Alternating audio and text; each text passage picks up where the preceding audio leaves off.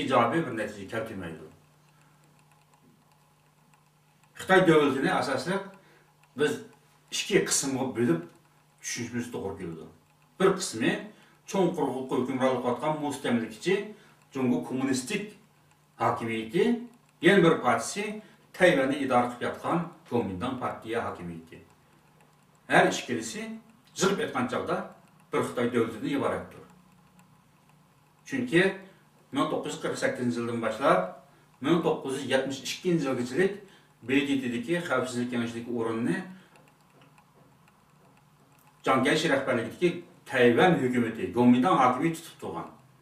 72 yıldan başlap Jungo Kommunistik Partiya hokimiyatiga o'tkazib berdi bu o'rinni.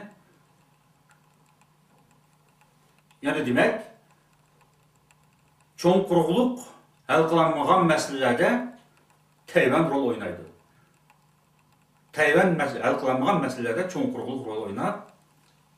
Her ikkilisinin ahırkı nişanı, stratejisi, nihayeti kudretlik çoğun Jungo kuruş. Bütün Asiyaga hükümranlık kılalaydıgan, bütün dünyanı iqtisadi jihatdan kontrol ostiga olalaydıgan şundaq bir kudretlik imperiya qurup chiqish.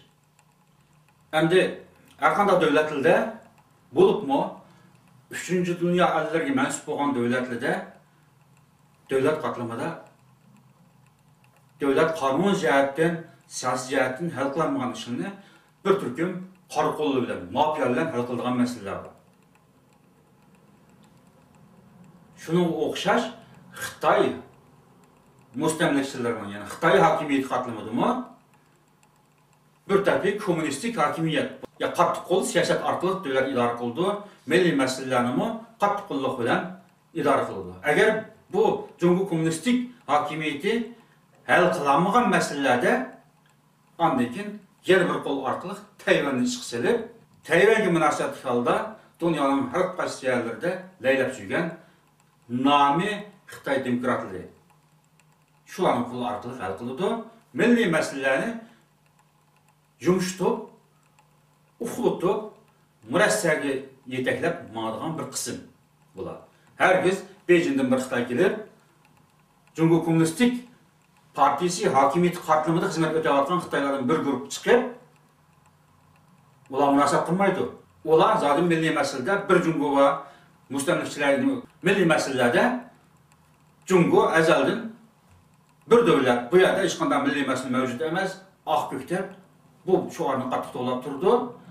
Ammo ma'lum jihatdan Tayvan orqali boshqa bir yo'l bilan milliy masalani yumshatib, yo zodi Jungo Kommunistik Partiyasi ag'dirilsa, demokratiya shakli orqali biz u yerda masala hal qilmaymiz deb bunda bir yetaklash yapmamadi. Jig'ib etgan chog'da buning yiltizi bir yerdan chiqdi. Xuddi 40-yillar, 30-yillar Kuomintang hokimiyati, Kuomintang mustamlakachilarga javob bera olmagan chog'da Xitoy Kommunistik Partiya qatlamidagi bir qism diplomatlar bizning Sharqiy Turkiston inqilobi qilayotgan, Sharqiy Turkiston Cumhuriyati qurayotgan bir qism satqinlarimizni qo'lga keltirib, ular bilan diplomatiya o'rnatib, Jungo Kommunistik Partiyasi g'alaba qilsa, Sharqiy Turkiston milliy masalasi shuning qo'ynida hal bo'ladi degan nuqtaga yetaklab akanga o'xshash ikki jihatda. Ondan keyingi 49-yildan keyingi mustamlakachilik bu kommunist Xitoy masalasi bo'libmi? 1980-yildan buyangi kommunistik Xitoy hukmronlari o'z hal qilinmagan masalani Tayvan orqali kelgusida Jungo Kommunistik Partiyasi ag'dirilib, onun o'rniga demokratik yangi Jungo qurilsa, shu demokratiya ichida milliy masalalarni referendum bilan xalq ovozidan hal qilamiz deydigan manda usullar yetaklab tutib ipmanyotidir.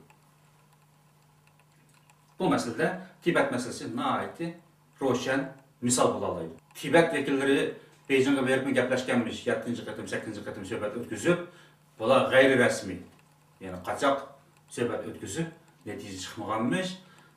Ammo Tibet vakillarini Beijingga berib 7-qatim, 8-qatim suhbat o'tkazishga qoyil qilgan diplomatiya kuchimi dal Tayvan orqali o'tirib chiqqan. Endi oxirida Xitoy degan diplomatiyada yengilmaydigan bir millat. urushda yengiladi, ammo diplomatiyada doim g'alaba qilib kutib keladi. Keyin kelgusida Xitoydan shunday bir demokratiyaga o'tib, ko'p partiyalik hokimiyatga qurilib qolsa, u yerda ancha jiqmi ko'p partiyalik bo'lib ketmaydi. Kommunistik partiyasi, Gomindan partiyasi, andan keyin Demokratik Xitoylar partiyasi deganda 2-3 partiya bo'lishi mumkin. Gomindanlar butun Tayvandagi hammani yig'ib ovoz qo'ygan chog'dami, ularning ovozi 30 milliondan oshmaydi. 3 partiya bo'ladi. Yer shu vaqtda hokimiyatdagi eng ko'p o'rinni egallaydigan Jungo Kommunistik partiyasi bo'ldi. Qolganlar balki-da muxolifatchi bo'lib parlamentda o'rin olishi mumkin. O Xitoyni demokratiyaga o'tkazib, kommunistik partiyani hokimiyat qatlamidan chekindirib, umumyuzlik demokratik xuddi Amerikaga o'xshash yoki bo'lmaydi Yevropa davlatlariga o'xshash ovoz bilan masala qilgan darajaga keltish uchun yana balki 300 yil ketishi mumkin. Esinglarda bo'lishi mumkin, qarindoshlar, oldingi yillari Dunyo tinchlik Nobel mukofotiga erishgan Xitoy yozuvchisi hozir turmada shuning aytgan bir so'zi borki, Xitoy demokratiyaga o'tish uchun 300 yil qadam bosish mumkin. 300 yil nasl almashgan chog'da Xitoy davlati haqiqiy bir demokratiyani qabul qilishi mumkin degan o'zining ko'z qarashini o'tirib qo'ygulik. O Nobel mukofotiga erishgan yozuvchi, o mutafakkur, Xitoy millatining ichidan chiqqan mutafakkur. O odatdagi havaskar emas. Demak, Xitoy Sun Yat-sen rahbarligida, Sun Yat-sen apandi rahbarligida 1912-yili demokratik davlat qurgan, Manju hukmronligini ag'dirib, podshoh tuzumini ag'dirib, demokratik bir davlat qurgan. 50-yillik yarim asrga yaqin Xitoyning yurgizgan demokratiyasi hech nimaga yaramaydi. O Xitoy millatiga yarim asrlik demokratik sistem mayli qurolliq bo'lsin, mayli tinch yo'ldan bo'lsin yurgizilmadi. Shu vaqtda Xitoyning ichida nurg'unlarning ichki urushi to'xtamay qurolliq urushi bo'ldi. O Xitoyning Sun Yat-sen apandi yurgizgan, ya'ni Jungo'ga elib kelgan o demokratik sistem qabul qilinmadi, yurgizilmadi. 50 yildan keyin uning o'rnini diktator sistemiga uning o'rnini kommunistik partiya rahbarligidagi diktator sistem egalladi. Bu 60 yil hukm surib keldi. Yeni Xitoy davlatining ichida mayli xalq masalalari bo'lsin, mayli milliy masala bo'lsin, hech qanday ilgirlash bo'lmay, o'zgarish bo'lmay, o'z betini davomlashib keldiki, balki texmo rezil, vahshiy, zo'ravonlik sistemi 100 yil mushunda sistem o'zgargani yo'q. Vahshiylik menvatdi. Bag'ancha biz shu vahshiy, shu qattiq siyosat bilan, qattiq qo'lliq siyosat bilan, diplomatiyadagi qattiq qo'lliq bilan biz texmo qudratli Chunjungoga aylanib, Osiyoga hukmronlik qilamiz. Dunyoga iqtisodiy jihatdan ta'sir ko'rsatib, dunyoni o'z ta'sirimizga olamiz deydigan shundoq oshko'z zo'ravon jahongirlik g'arizida texmo ishtiho bilan ilgarilayotdi. Endi Xitoyda siyosiy tuzum o'zgardi deydi. Xitoy demokratiyani qabul qilib, ko'p partiyali sistem yo'l qo'ydi deydi. Gomindan partiyasi o'zining ko'n ketib qolgan dashqallarni tortib, bizning yurtlarimizdagi ko'nrab ketgan dashqallarning navralarini hammani o'zining partiyasiga qatnashtirib, ovoz bergan holatda hokimiyat beshiga chiqamaydi. Hokimiyatni yanıla asas jihatdan kommunistik partiya idora qilmoqda. Bu tuzum yana qancha yil, yana qancha 50-10 yil davomlashadi. O nayta qiyin masala.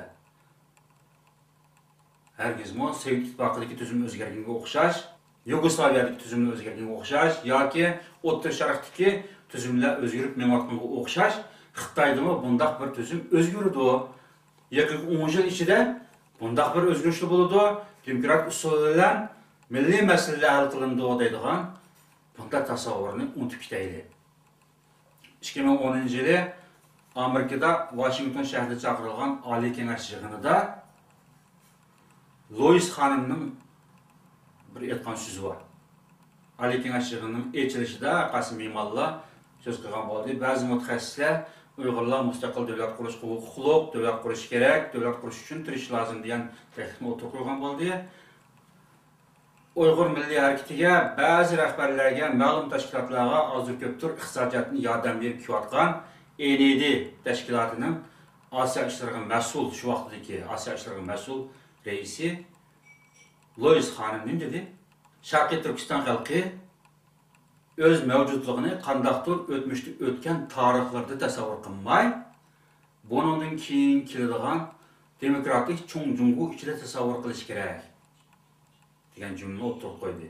Bu, ya'ni Loisa xonimning Uyg'urlarni mustaqillikdan chekintirishga yetaklayotgan so'zi bo'lmasdan, Xitoy millatining, Xitoy hukmronlarining qanchalik qattiq qo'l ekanligini ko'rsatib beradigan so'zdir.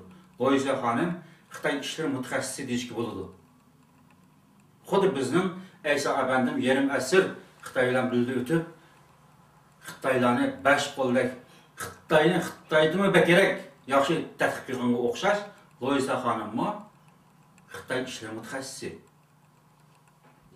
Ya'ni Uyg'urlar hozirgi bu vaziyatda Uyg'urlarning bu ahvoli bilan, bu sistem bilan, chet elda yapayotgan bu faoliyatlar bilan o'tmishdagi tarixlarini tasavvur qilmasdan, bundan keyingi demokratik jumhuriyatni ichida tasavvur qilish kerakligini, Uyg'urlar sizlar bu holatlar bilan o'tmishdagi o tarixini qayta yashayolmaysizlar degani u. Qarindoshlar, biz o'zimizni o'ngishimiz kerak. Yaqinda Xitoy hokimiyati sistem almashtirgan chaqda arxivdan shundoq materiallar chiqishi mumkin. Tibet sargardon hukumati 3-chi bir davlatni aralashtirmasdan 7 qatim, 8 qatim Beijingga berib Xitoy bilan suhbat o'tkazdi. Nima deb o'tkazdi? Bizga mustaqillik kerak emas, bizga madaniyat kerak, bizga avtonomiya kerak. Biz Xitoydan ayrılib chiqishni xohlamaymiz.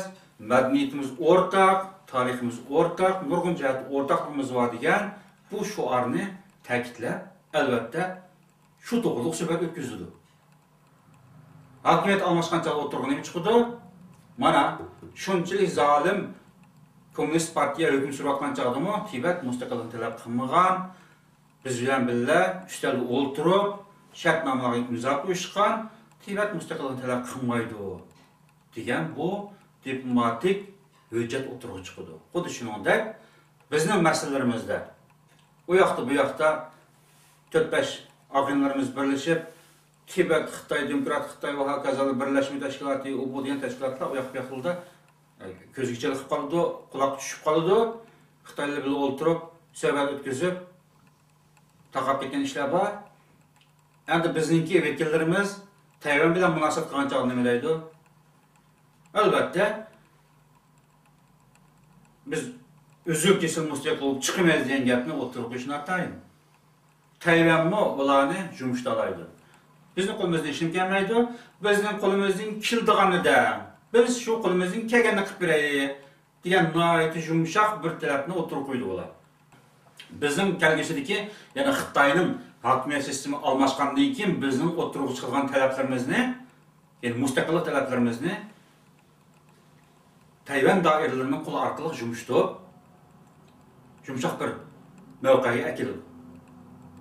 Albatta, Tayvan hukumati, Gomindan hukumati kommunistik hokimiyatni ag'dira olgan bo'lsa, kuchaytgan bo'lsa, allburun hokimiyat qo'lga epil deb kuchaytmagandan keyin, o'zi ojiz bo'lgandan keyin, ojizga albatta turib bizga qo'yilgan talab nima? Bizning qo'limizdan nima keladi? Biz qila oladigan ishni desanglar, biz shuni qilib beraylik deydi. O chaqda bizning vakillarimiz nima deydigandan keyin, bizning qizlarimizni ishga yo'tkab akitadi. Ko'chman Xitoylarni bizning ortimizga noyat ko'plab to'kyapti. Dehqonlarimizning yerini tortib olib uyincha qilyapti. 2009-yili 5-iyul Urumchi voqeasida yo'qolib ketgan nurg'unlagan o'g'illarimizni izini tirgin deb bersin deydigan noyat yumshoq talablar o'tirib qo'yiladi. Bundan ortiq bir narsa hech qanday bir o'rnim yo'q, zurriyatim yo'q ham. Mantiqsiz bir talab bo'ldi. Nima ishga endi O Tayvan'a bir küçük məsələ həll qılıb verilgan, milli məsəlimizni həll qılıb verələydigan dərəcəki bir dövlət emas, o bir rayon. Xitayının tərkibi qismi hesablanılan bir rayon. Bu höccətləşidir. Şu Tayvan'daki bizni çağırgan, bizim vekillerimizi çağırdığan, məyli Gomindan milletvekilleri olsun, məyli Tayvan'daki başka cemiyetler olsun, şuların üstüde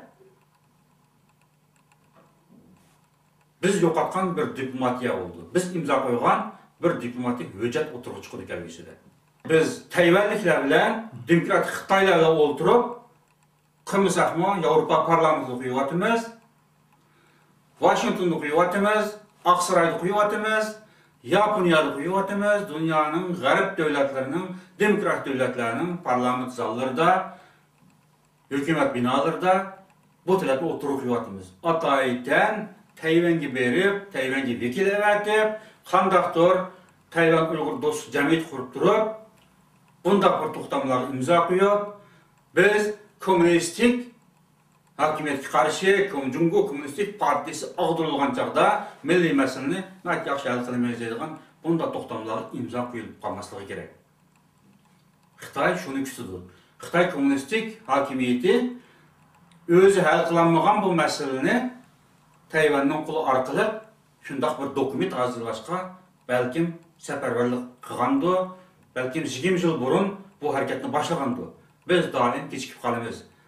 Dikkat qılayıq qarindaşlar, bulup mu çət əldəki demokratik Xitay təşkilatları degan təşkilatlar bilan məlum bir fəaliyyət qançığımızda uşaq toxtamlarını alayda imzalaşıb qilishdan həzər eyləydi. Bulup mu Tayvan hükümeti bilen, Tayvan daireleriyle münasebet kılgan çağda Kuomintang hükümeti terkibinde hizmet işleyen ecdatlarımızga okşaş, canlıcı şiirlen yerim əsrge yakın münasebet kılıp ümitsizlik etken şu ecdatlarının kaldığan vesiyetlerini unutkanmaylı.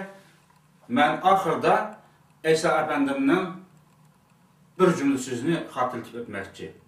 Eysa Efendim TRT muhbirini kubul kılganda bir söhbette şunda bayan kıldı.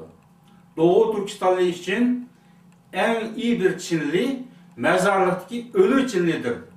Yani Şarkı Türkistanlık için en yaxşı bir Xitay, qaysı Xitay degende ölüp ketken ölü Xitay'dır dedi.